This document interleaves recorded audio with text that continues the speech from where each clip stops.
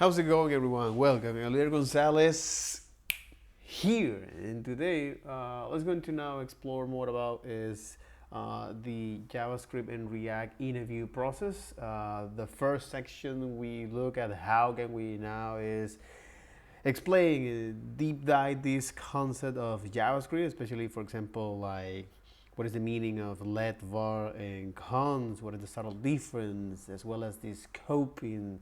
Also is hosting, what hosting means, and the difference between functions definitions and functions expressions, and also how is the order of execution when you use, for example, let and var.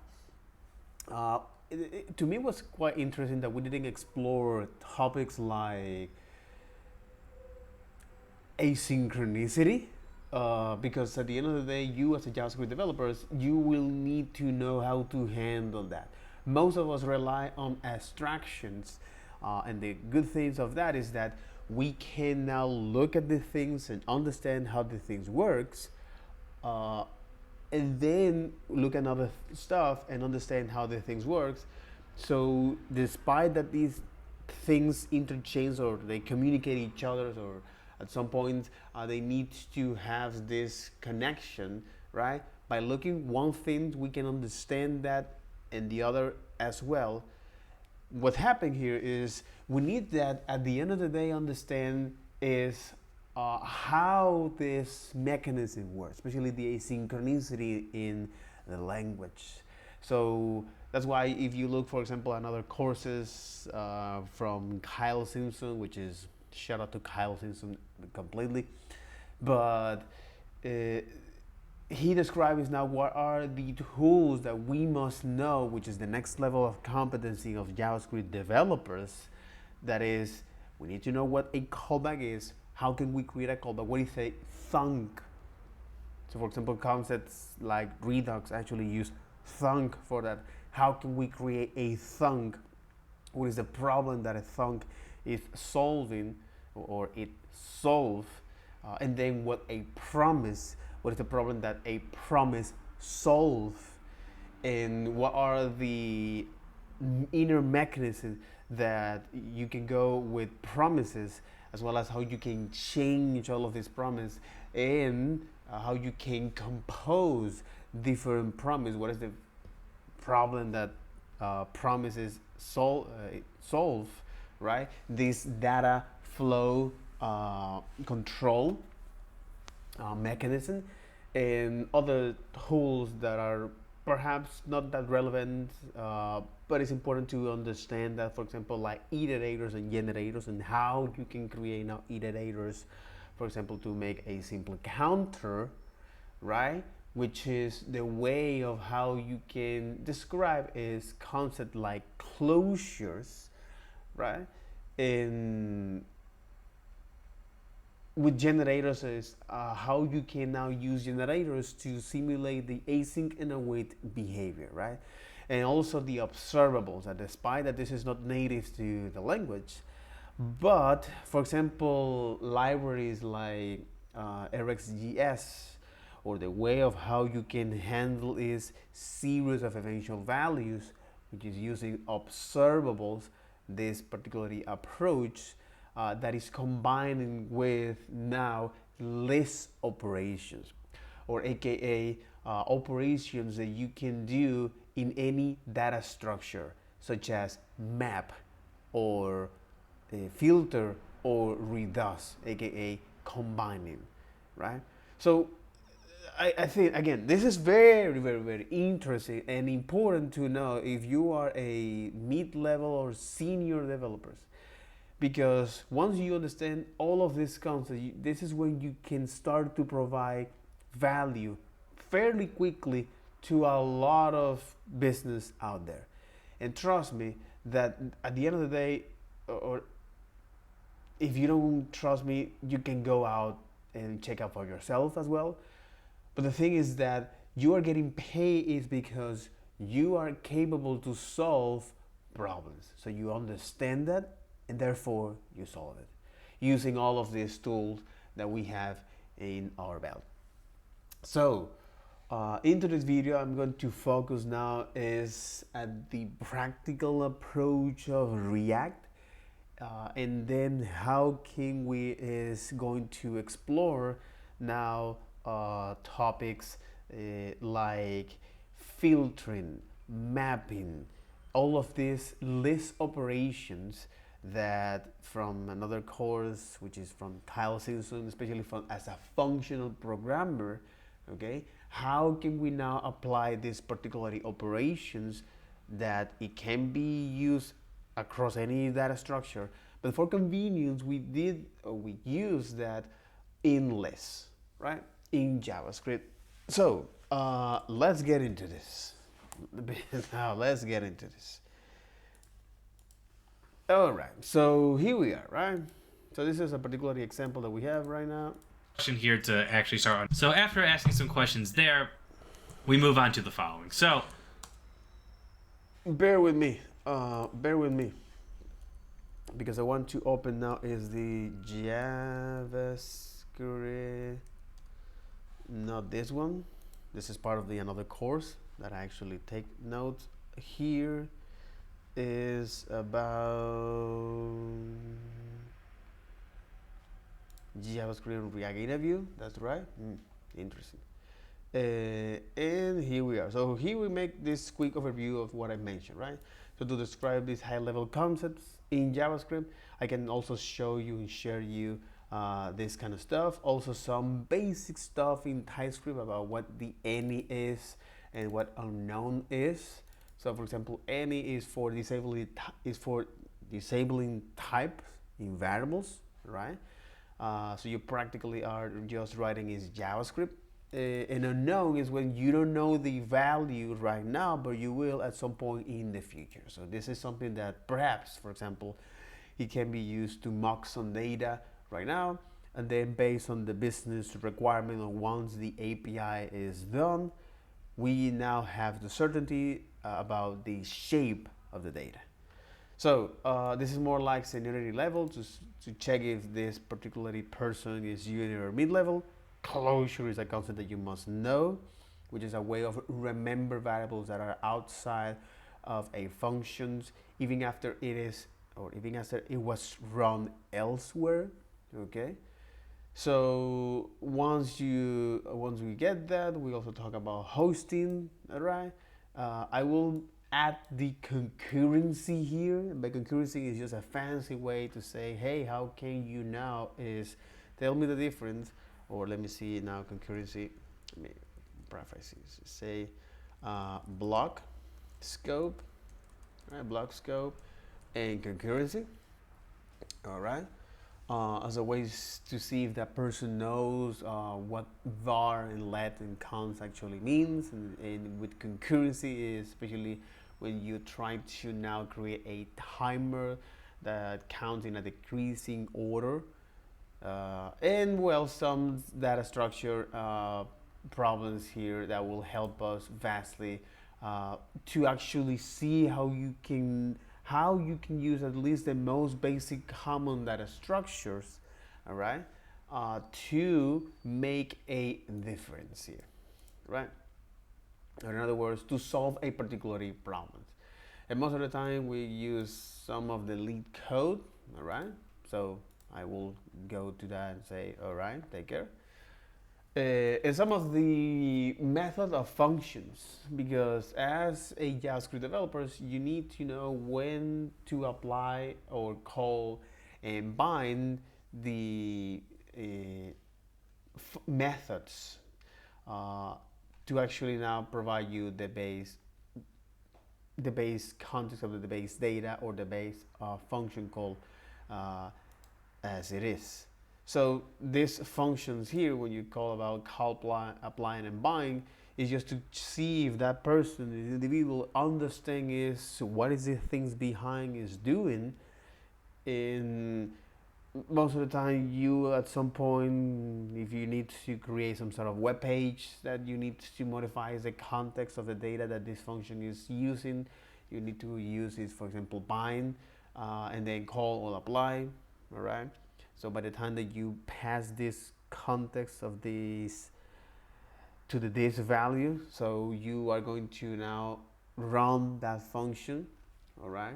Whether it is you pass the arguments in a separate comma value or into a array like style.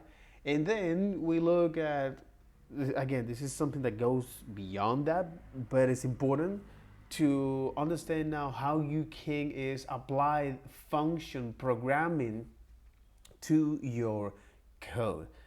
But in any case, here we explore now is what are the four way of how React now is rendering, okay, and then now the React exercise. Finally. It was a long way. All right. Let's go ahead and add the TS no check. Perfect. And then what I do is give them this list of states here. And what I want them to do is build me a simple autocomplete. Now this autocomplete, all it does is when they use, and then again, no styling, we're not running this. What I want them to do is have an input and then show the autocomplete results below the input. When the user types in the letter A, what I want to see is Alabama, Alaska, Arkansas. When I type in AR, I want to just see Arkansas. Now notice when we type in A, we're not getting Kansas, we're not getting West Virginia. So I want it to start from the beginning of the state name here. And let's go ahead and implement this component. All right, this is part of the thing that I really find out very interesting. Why? Because let's go to CoderByte here. Why is this? Well, let me see, is this actually working? If I run the code.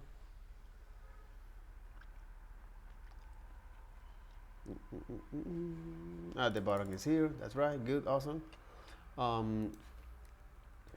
But since we already have this and I don't want to repeat myself with this, I'm gonna do some hacking here because I don't want to actually do this kind of stuff, right? Again, this is not going to hurt myself in terms of the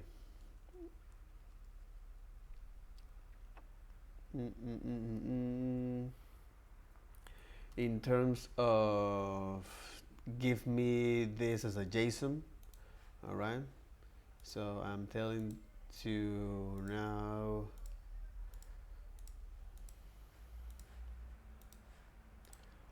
provide me a JSON like from the image, from the attached image, please.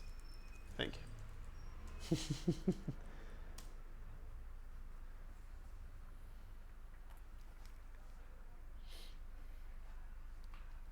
And here we go. All right, lovely. There you go. So what we really care here is only this state, right? So we're gonna paste this and say, hey, this is now a cons. That is state is the identifier, right? And here we got now all of this data. So thank you, Claw from that. And here we go. Okay. When we type in A, we're not getting Kansas, we're not getting West Virginia. So I want it to start from the beginning of the state name here. And let's go ahead and implement this component. All right, let's go ahead. Here, this is not valid JavaScript. You got it. So let's go into now implement now this component. All right. So what I can do here initially is instead of calling is toggle, let's gonna call this now autocomplete. All right. I'm just gonna rename this and pass this to the autocomplete. All right. Get rid of this function that we have previously, and we want is only to show is this particular data, right? The state. So what we can do here is to, well, just tell to React, hey, I want to now is render all of these elements, let's say in an unorder list, yeah, in an unordered list. I want to now put all of these elements here, which is doing in this particular way. So this is a list element, right, that I want to render, and because of that, I want to now take this state in plural and apply this mapping operation, which means that now any data structure that is capable of mapping something or transform something by keeping the original structure the same, and apply the transformation to each one of those values and give me a new data structure with that transformation. All right, the same data structure but with that transformation. That's what it does, this map. This is called a if a data structure allows you that to do that, it is called now a functor. This is just a fancy a way to demystify what a functor is. Why I'm saying this? Because right now I'm looking is, and I'm gonna do some I'm gonna make some ads here from Kyle Simpson, because he actually now with this functional like JavaScript is give you now an overview of what this list operation is all about, and it is not exclusively for lists in JavaScript. It is convenient to describe this in JavaScript, but you can apply this transformation to any data structure that supports that, right? So you have trees or graph, objects or hash maps. So in our case, it's just a list. Good. So what we can do here is say, because now the signature of a map is that we are going to get is something like this. It's a function that is the, let's gonna call the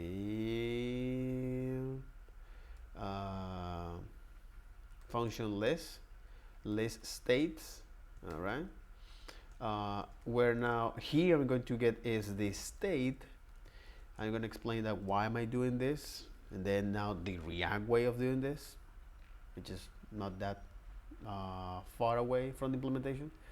And then you say, hey, I want to now I want to apply this transformation to each one of those elements on that collection, which is, please just return this value as it is, this state.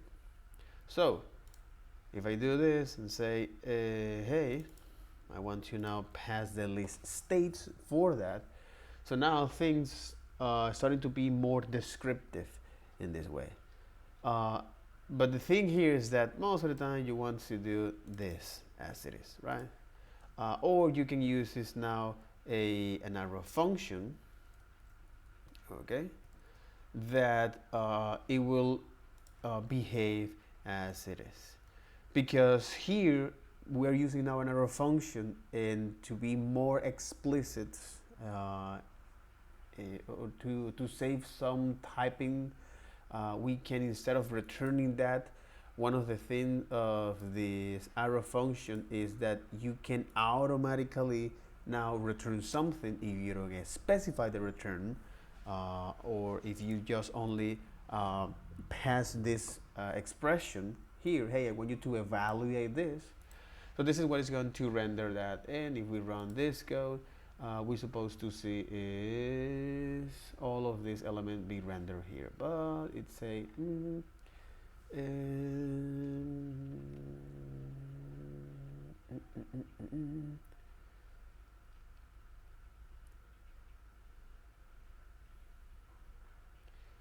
li state. It's a state is not defined, despite that we are now looking at this.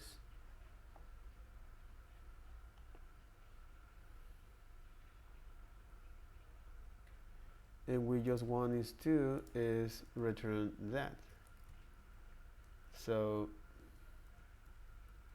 it's quite interesting that it doesn't allow you to do this, but if you do this, right, it should work as expected. There is some interesting here because it say, hey, reference state is not defined, uncaught error. For some reason it's not detecting that, but it say now was an error here on this. Holy moly.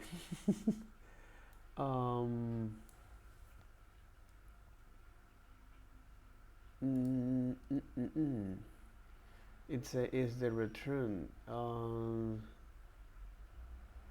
Is a compile error here. So what we are trying to do is just to say, hey, I want you to. Oh, I get it. Yeah, no, no, completely.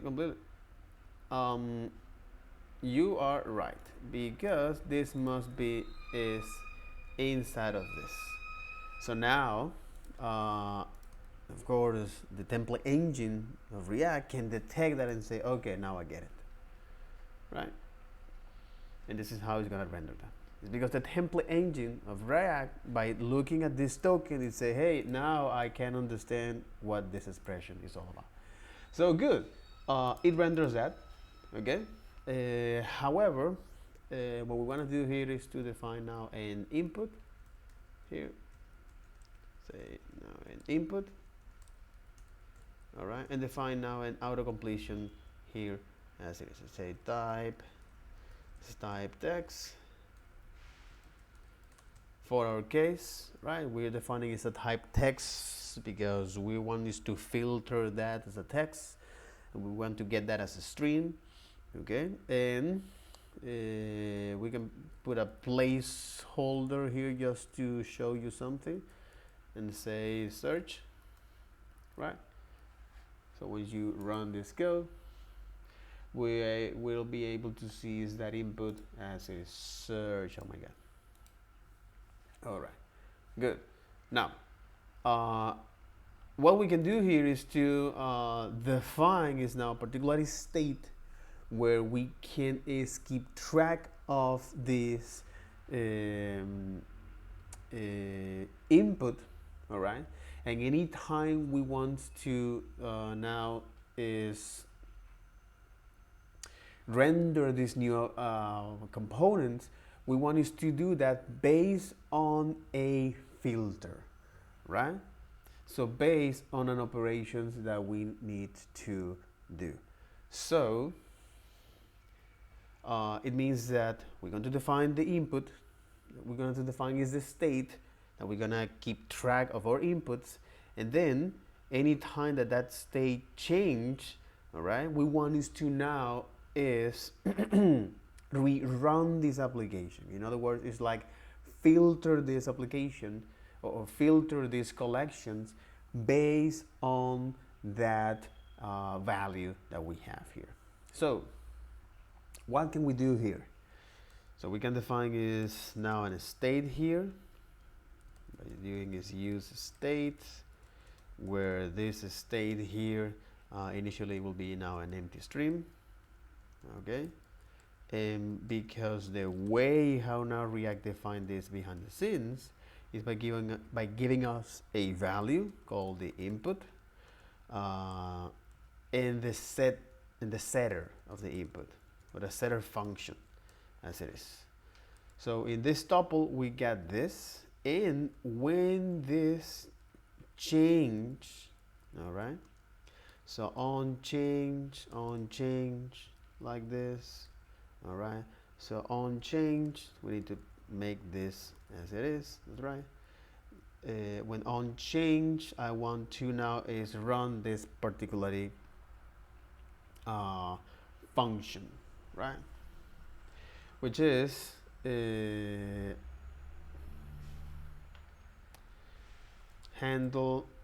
input, right? We're gonna handle input, or to be more descriptive, handle autocomplete. So this autocomplete function here, okay, where the only thing that we want to do is to, by the time that you run this, we want is to now update the state map as it is. So instead of defining this function here, all right, and if you want to actually check that, we can do something like this to see if this will work. Right, you run the code here, and then you get a guess, and now everything is working as expected, right? So you look at the other console. It's interesting. It's not showing me anything, but the input is working as it is, right? On change, handle autocomplete, and there you go. Oh, I mean, it's because it's on input. My bad. So on input, you can do this stuff as expected, right? Well, this is a valid warning because it say, hey, you should put a key to identify, to let now React identify these particular elements for performance. So for example, if the element needs to be removed, so React needs to keep track that element behind the scenes. And for example, if you are reshuffling elements in that collection, which is good, then how now React needs, how React knows which element change if you don't put a label on that or identifier, you know? So in our case, we're not gonna run into this key, okay? Because again, this is a very simple example. But remember, kids, you need to put a key or identifier, unique identifier for all of the elements that you want to render that, right? So far so good. To me, it's quite interesting that this actually doesn't show you that. It's interesting. I think this is part of the code byte. Anyway, yep.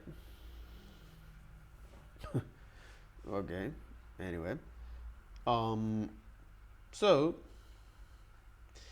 now we want is to filter it based on this state. So how can we do that? Well, because instead of actually is mapping all of these elements, we're gonna do is a filter. What we're gonna pass is a predicate, and this predicate will be is as it follows. We say, hey, given this state that I'm getting here, I want to now is check this condition, which is, so is this state, this case is the input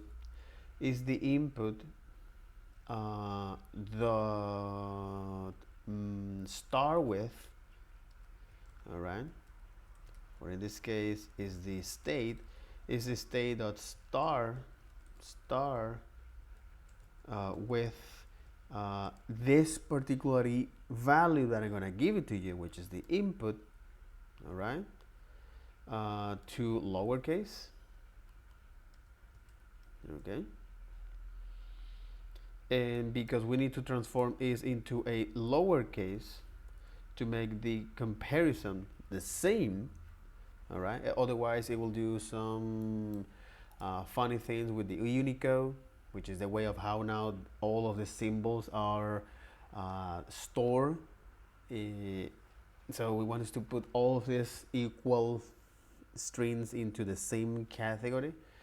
So if the state lowercase start with the input to lowercase, if this is true, all right, okay, I want you to now is return that, okay,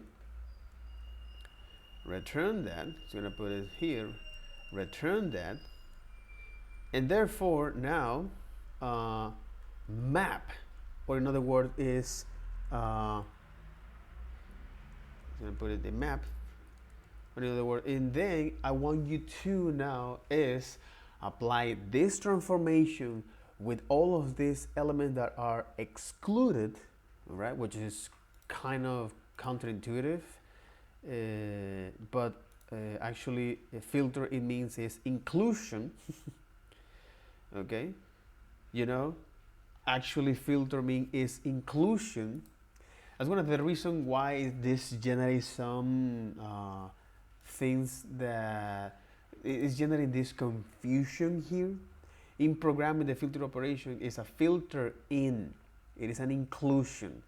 So I want you to now include all of these elements. So if this is true, all right, give me now these new collections of elements that follow that predicates, and then map over them so we can actually is filter them.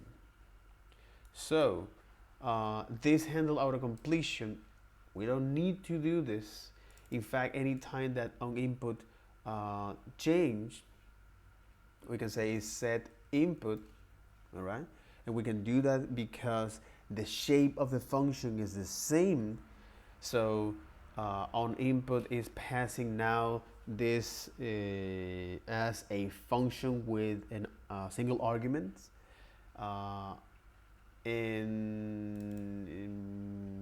Yeah, so we can do something like this. I'm assuming it's this. Set input is this. This in theory is supposed to work because this is how now the synthetic React event works, right? So if I do this and say, hey, this is input to lowercase is not a function, that's quite interesting.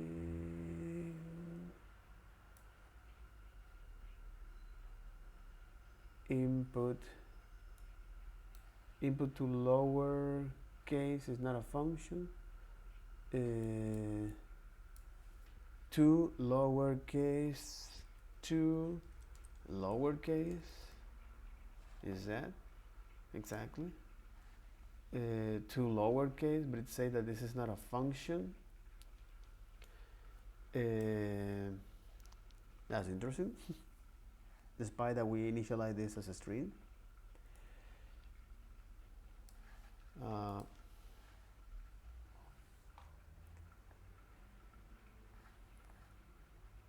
So by the time that we run this, oh, it's because when this is updated, okay, it makes sense. Yep. So you say this one, and then I want to pass this now. Instead of the passing is the event, I want to pass is the target, right? That's what it is, and the value. Because I want to deconstruct is this. Instead of doing this, I want to say is pass me is the target, you know.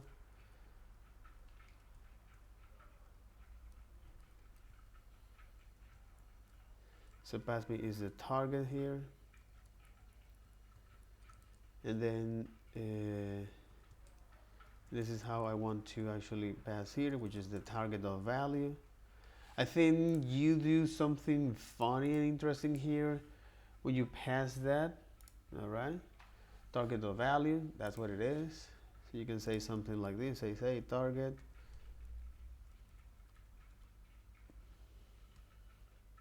So the structuring is this, as it is, right? So now I'm passing is the value here, as expected, to this. And now when I run this, okay, it's a valid hook call. Exactly. So when I do this, now it's saying that it crashed because it cannot read property of value here.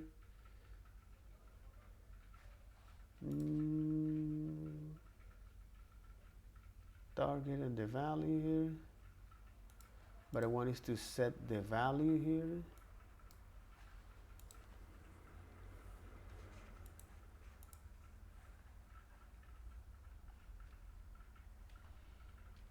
And I want to do this on input. That's right.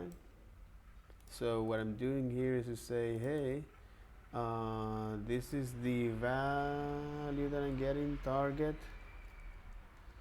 This is the value that I'm getting here.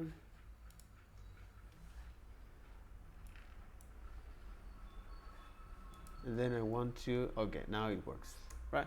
So we're passing is now the target, and then the structuring is the value from that, and finally now I'm passing is the value to that as expected. So we can now is creating an auto completion based on input without even to click on any other buttons, and we're doing that anytime that this change. So the trade-off of this is that, as I mentioned, anytime that this input is changed, it will of course try to do that, right?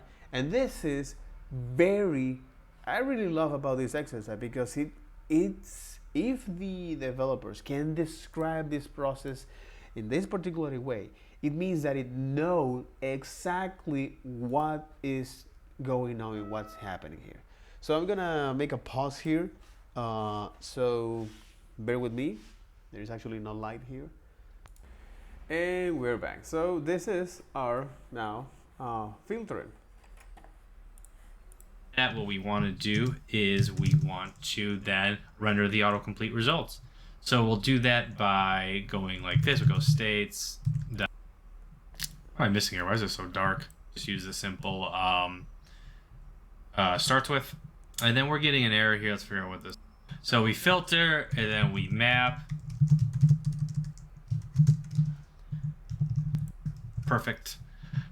So I'm looking for something like this for the autocomplete. Again, yeah, you can also, well, in my case is I missed the key property here. Yeah, let's put this the key just for the sake of the example here, let's say state, right? So this actually doesn't complain about ourselves. But the thing here is that key must be unique, right? So in our case, we implement that with the onInput function, or in our case, I apologize about my typing. I have a new keyboard. I gotta lock in with this thing, so we'll definitely be typing with this a lot more. API calls using composition here for a high order component to actually add in that API call, a configurable API call, creating your own custom hook here. A custom hook I like to create here is a click outside hook that essentially these states won't show unless you're actually clicked into the on click, and then when you click outside, these actually hide. That's a good custom hook to do here. But again, you could really start building on this more and more and more and adding more things to this. So really, this is the question I love to ask for a React coding portion of this interview, because there's so much we could build on. But this would be probably the baseline I'm looking for here. Not much more than this. And once we get done with this, depending on how they do, is how much more I want to take this, how much more I want to expand this and really understand their knowledge. So after this, I really do feel that I'm able to pretty accurately understand what their skill level is with JavaScript and React. I try to get this all done within an hour. So again, it is intensive. There is a lot of questions asked. And while you're doing this, you need to understand when to move on with a client and when to help to actually see to push them. You know, sometimes I used to make the mistakes of pushing the client when really they were never going to come up with the answer. And as the interviewer, you need to understand that. You need to understand that you want to move on when that happens instead of harping on that and wasting time when there's so many other skills you want to see the developer go. This, I really do feel that I'm able to pretty accurately understand what their skill level is with JavaScript and React. I try to get this all done within an hour. So again, it is intensive. There is a lot of questions asked. And while you're doing this, you need to understand when to move on with a client and when to help to actually see to push them. You know, sometimes I used to make the mistakes of pushing the client when really they were never going to come up with the answer. And as the interviewer, you need to understand that. You need to understand that you want to move on when that happens instead of harping on that and wasting time when there's so many other skills you want to see the developer go over during this interview. All right, that's all from me. Let me know what you think of this in the comments below. This video is sponsored by Raid Shadow Legends. No, I'm just totally kidding. We're sponsored by Protocoding. Protocoding is the software consultant startup that I founded. We take startups from zero to MVP and beyond. So if you are a startup that needs additional engineering bandwidth or you need a whole tech team, let Pro Coding come and build that software for you. We could make your dreams a tangible reality with the complex custom software we build. Please go to procoding.com. We will provide a free estimate on your project for you. All right, everyone. That's it. Take care. All right, I actually live that he made their ads, the promotion, because well, what he's doing is something that is providing value to the community, and also to understand their point of view, the POV. Yeah. So this is it. This is it. This is our exercise, right? So I'm gonna push this into the not color by, but into, let's say, so copen, here, so copen with you, right? Let me actually push this into a pen. That's right. Oh, this will be interesting. Mm-hmm. Copen is? No, I don't think so. Copen. Oh. Well, what alternative do I have here? So Copen alternative. I don't see this. Yes, feel Plunker code sandbox. Code sandbox. That's right. I actually have an account of that. So yeah, let me actually create this, and well, this might take a while to run into this, right?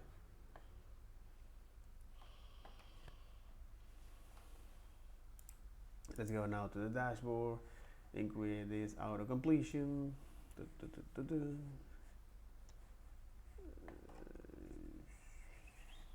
Create another completion. This is the autocomplete feature, right? Create a sandbox for this. All right. And here I'm going to do is this. You have some style here. This is export the default. What about if I do this? I think it's going to complain about that because it needs to be as a main app. So what we can do here is to say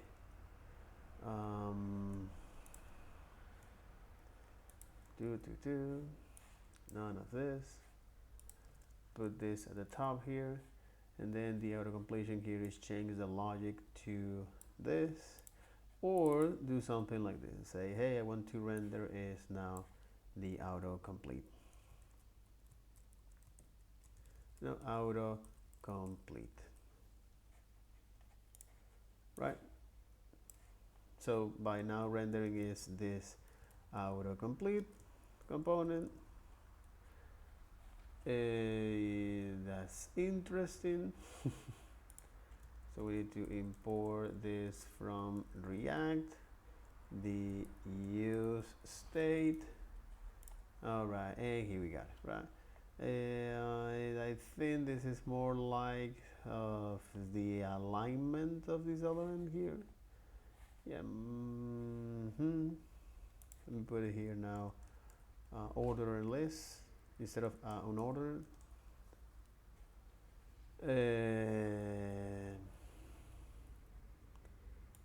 Or don't put any of this unordered list bullet points, right? Just do that like as it is, and there you got it. All right. So, yep. This is also, you can put it instead of on input, you can say on click as well.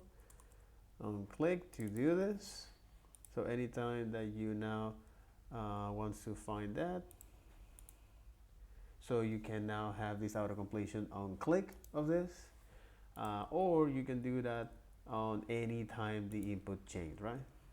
So anytime the input changes, is actually now running the auto completion feature. So that's all for today's video, and I'm going to explain and explore all the type of exercises. So for example, like React forms and how you can create is a form to go into that particular level. The other is the timers. All right, how you can actually create is a timer. So auto completion, timers, in forms, which is pretty basic stuff, bro. We're not trying to reinvent the wheel here. We just see the knowledge of the developers and how well is to articulate this idea in the most succinct way possible. So that'll be all for this video, and take care. Bye bye.